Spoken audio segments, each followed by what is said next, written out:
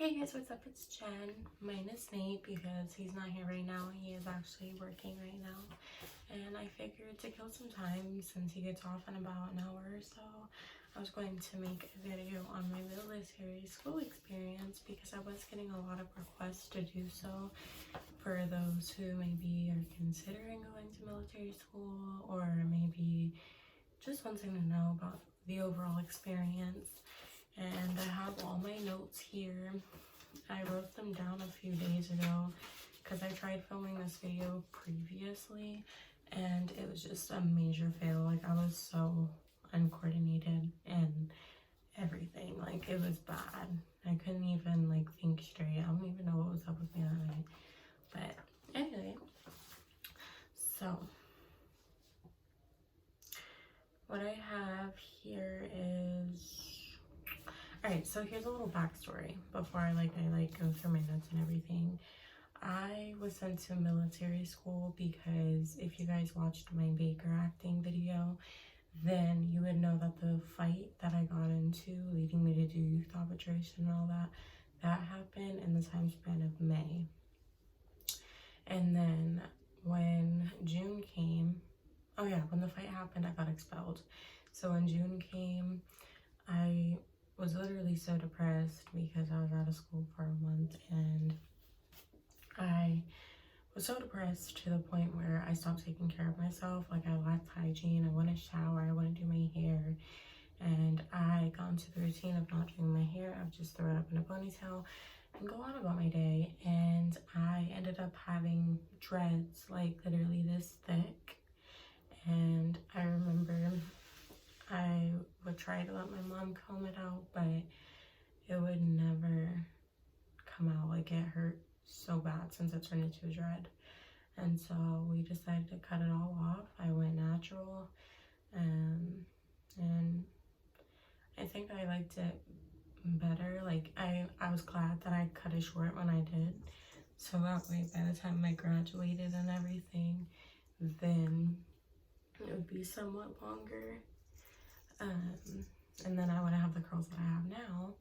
You would see it, but I'm sure you've seen it on my Instagram photos, of course. But yeah, so in July 21st, I went off to military school. I remember my dad showed me a video of the school, and he was saying that like, he showed me a video, and he was like, would you be interested in going to the school?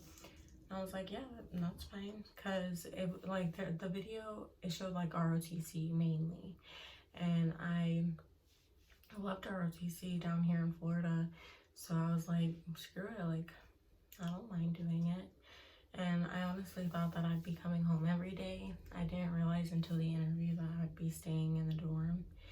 And so I don't know what date I had the interview, but I remember we went over there, and the lady, she showed us the video, the same video that my dad showed me, and then she told us all the requirements for it, what you have to do. Like, you can't have weave, you can't wear makeup, you can't do this, you can't do that. And then after you're done with like the presentation and everything, or not the presentation, I guess you could say it was like an orientation, and then after that, then you get into an interview. And as soon as they ask you the last question, which is, do you think you want to do a school like this? And if you say no, then they move on to the next person. Like, they don't put up with nobody's crap. So I was like, yes, like, I really want to better myself. And I was 16, so I was 16. So I was wanting to better myself, and I knew that I would get my GED. And I was really excited because I graduated 2 years before my class, which was awesome. And so, yeah, that's where it all started. So fast forward to July 21st when I started military school, and honestly, it wasn't as bad. I mean, obviously they're going to be harder on the boys than they are the girls, even though the sergeants for the female platoon, because keep in mind, like, the first platoon, it's always the girls, and then second, third, and fourth platoon, they're full of boys. And people are coming to the school because of truancy laws, skipping school, just anything that would lead them to get kicked out of school and then sent to here. But so as soon as that, let me see.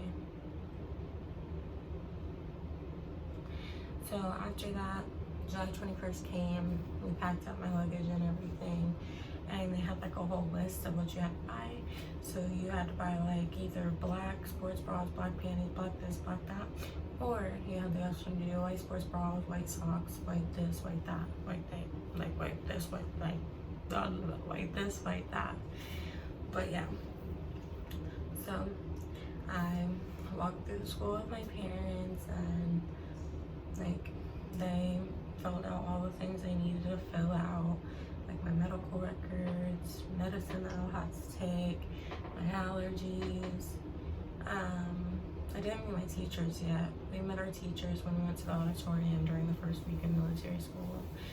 And when I tell you, I was so nervous, and I mainly felt bad for the boys because as soon as you're done with all that, then we go to chow, and chow is lunch. Breakfast, lunch, and dinner. It's like the cafeteria. That's basically what it is. And I remember when we were having breakfast, that's when they had all their hair. And then it was like during lunch or dinner time, I forgot. And then all of them were bald because they cut the boys' hair. It was so funny. So the first week, they call it Hell Week. And that's because everybody gets homesick, everybody's crying, everybody's wanting to go home. And then they call you by your last name, I believe, and they basically send you over to the testing center in the school building. And then that's when you take your work keys test and your pre-tape test. And those are basically tests to see where you will, those are basically tests to see when you will be taking your test and to see like where you're at in your level of education. And I passed them, but at the same time the scores were low. So when it came time to take the GED testing, then I was one of the last groups, and then I had to do another cycle. And instead of grades, when I say another cycle, I mean instead of grades, if you don't get your GED one cycle, then you go into the next cycle. And I remember my first cycle, it was shorter than most cycles because of something. I forgot what it was. I guess like the last cycle, they ended it too soon or too slowly, because I think like a lot of people weren't getting their GEDs. Like, I don't know, I totally forgot why our cycle was like shorter than most, but I forgot what I was saying. Oh, but basically the cycle that I was in the first time, they sent us home near like the end of the cycle because of the testing centers being closed, because there was like a really bad thunderstorm and it was flooding and everything, and they wanted everybody to come home safely. So after you take the work keys test and the tape test, then you go back to your dorm, and we were like getting to know each other and everything. We had like a day area that we could only go in if we had good behavior. And I would honestly say my first cycle was the roughest because like I really missed my mom. And the only way that we could form a communication would be if we talked on the phone or if we sent letters. I preferred sending letters because even though I wanted to hear my mom's voice, I just couldn't do it for only 3 minutes. And if we're bad, then they just take away the phone calls from us. And then all it takes is that one person for everybody to go down. And then they would even decrease our shower time because usually they gave us 3 to 5 minutes. But then I remember taking a shower for like 30 seconds and they were like, all right, get out. I was like, oh my gosh. Alrighty. So I discussed Hell Week. Oh yeah, and keep in mind, we were in a dorm full of 30 girls. So when I said that when one does something bad, all of us go down, over 30 girls go down, and that's when shit hits the fan because everybody's wanting to fight because they can't talk to their baby daddy or their boyfriend or their whatever. And they tell us not to write notes to the guys. And like when I first started, I was like, how are we gonna get the notes over there? Like, and then as soon as I like started to get the hang of everything, I was like, dang, like stuff spreads fast here, like more than a wildfire. It was so crazy. And then kayaking and the running club. So if you're on your best behavior, they get to choose, like it depends on what it is. Like sometimes we'll have running club, sometimes we'll go kayaking, sometimes we'll go to the baseball game, like a scrimmage baseball game. But every weekend they would choose like 3 to 4 girls, maybe 5, and they would go and do those fun things. And I remember my first weekend, we did kayaking. I kayaked for the first time, and it was so fun at first, but eventually my arms got sore, and I was getting so pissed because every single time I would like go near the rocks, it would like knock me back to like further and further away. And I was like, oh my gosh, it was so aggravating. I was also in the running club, and I went around, I was just talking stuff with the boys, or all of those girls would just talk to them. And then the next thing is relationships. I know one of my close friends that I still keep in contact, she actually got married to one of the guys that we were in the cycle with. It's so crazy because like they tell you not to pass notes, and it's just so crazy because she really got married, and she had 2 kids by him, but her kids are as beautiful as ever. But me personally, I got into a relationship with this guy, and we started November 24th, and we broke up around March. But it was so crazy because in the dorm, it's not girls or boys from the same city. Since it's in West Columbia of South Carolina, there's kids from Charleston, Greenville, Orangeburg, all that. So my boyfriend at the time, he lived in Bluffton, and that's like near the border of Georgia, near Hilton Head. And so I lived all the way in Columbia, so that was at least like a 2.5 to a 3-hour drive. And so we just did not want to do the distance anymore, and it's sad, but at the same time, like I was just like, I knew that it wouldn't work. My fiance just texted me, I'm sorry. But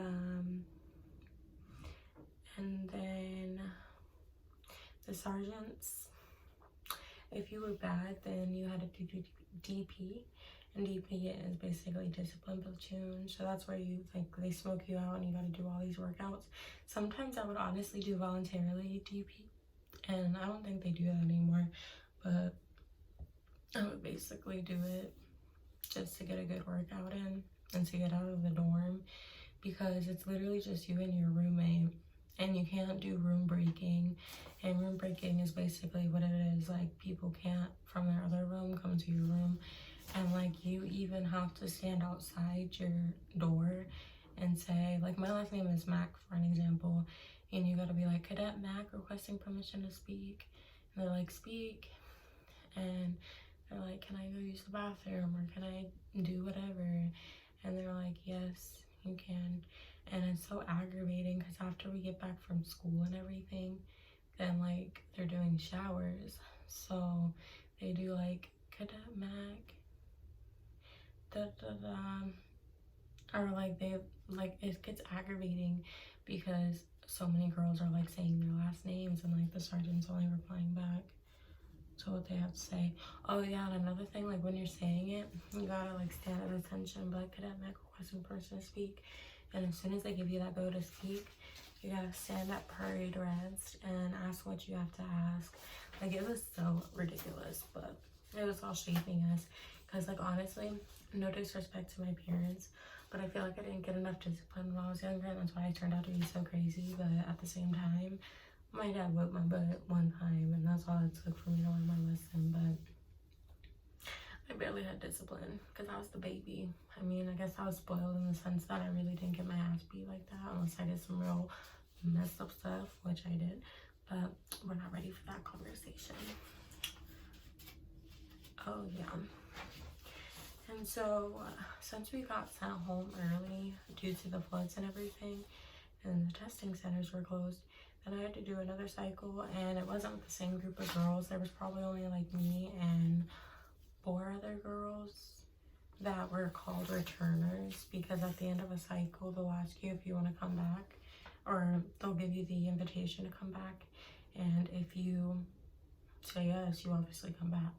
And so yeah, like they really saw potential in me. Like I don't know what it was, but all the sergeants really liked me. Like I guess you could say I was like a sergeant's pet. Like I didn't kiss their ass because that's for the birds. I don't kiss ass. But at the same time, they really liked me. And like I wish that I would have added more on Facebook.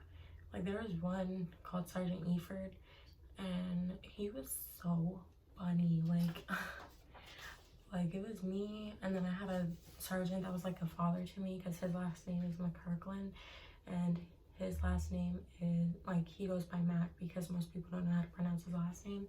And so since my last name is Mac, I would lie and tell people that he was my dad, and he would go along with it and say that he was like that I was his daughter. So when the testing center closed, I had to do a whole other cycle, and then luckily I was one of the first ones to test. And for my social studies, I took that one first, and I got a 154. Oh yeah, and keep in mind you do pre-GED testing, so that way it will prepare you. And I honestly was so freaking nervous, because I was like, oh my god, like, because you only get to take the test 3 times, and then after the 3rd time you get a 60-day wait. And then luckily my next cycle, like my 2nd cycle, they changed the passing score from 150 to 145. So everybody was ecstatic over that. Like it was amazing. Like that was such a huge blessing. And my 2nd cycle was when I started dating that guy. And so I tested for my social studies, got a 154. And then my ELA, which is English, I got 156, because that's my favorite subject. And then science, I got a 151. And then math, I got a 147. And when I tell you, I was so thankful they changed the passing score, because Lord knows I could not have done another cycle, because I was there from July to October, and then October to February, and then February 2nd was when I got my GED. And there were some that were like for like 7 to 10 cycles. It was ridiculous. You could not pay me enough money to freaking do 10 whole cycles, barely even 3. Like kudos to those that are so determined to get their GED, but no ma'am, no ma'am. I would never, like, no, I would never. But yeah, and I remember our principal, Mr. Gaines. It was so funny because he played a joke on me, and he was like, Jenna, like, I'm sorry you didn't get your GED. And he was like, just kidding. And like he started to pull out the blue paper, and like I ran down the hallway, got in trouble, but I was like, Becky. Oh yeah, and keep in mind that since I was there from July to October and October to February, January 6th of 2016 was when my grandpa passed away. And it was so crazy, because I feel like me passing my science, I feel like that was a sign from God that my grandpa passed away, because I was so nervous about science, because even though I had like the best science teacher ever, shout out to Miss Wiggins, I was so freaking nervous, because we learned about, like, what was the thing? It was like a chemical equation, and I could never get that. And I was so nervous because the thing is timed too, so it was really bad. Let me see.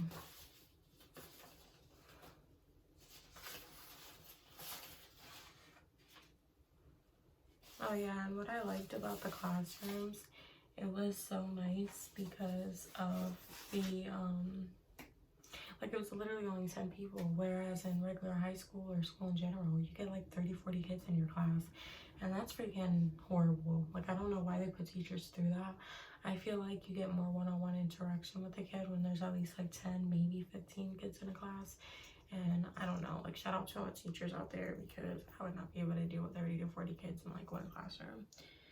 And then the last thing that I put down on the list was fighting.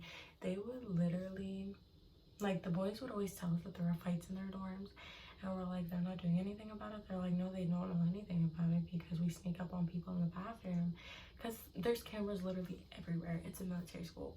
What do you expect?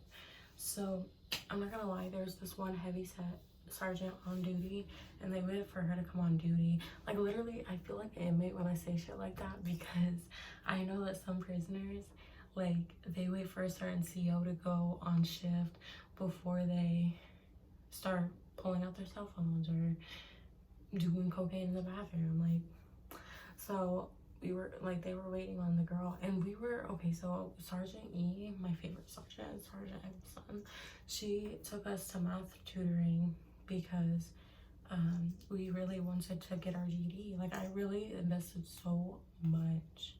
Like, I literally went to math tutoring like religiously because I was like, I cannot fail my math test. And we even did like quadratic formulas. That was honestly really satisfying to like break down. Like, I just love math problems like that. Sarcasm. But yeah, so we were in like tutoring, and all of a sudden you hear code red, first platoon. And we're like, oh shit. And so we bust like hell outside the freaking math tutoring, and it turns out this girl, she fought this other girl, and I was like, oh my god. And like, we were told in the beginning, if there's any fights, we're calling the cops. And keep in mind, this was on my first cycle.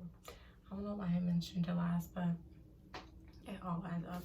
So they called the cops the next morning, and the two girls got expelled. And then they sent one of the girls back because they saw potential in her, and she took the test for her GED and passed it.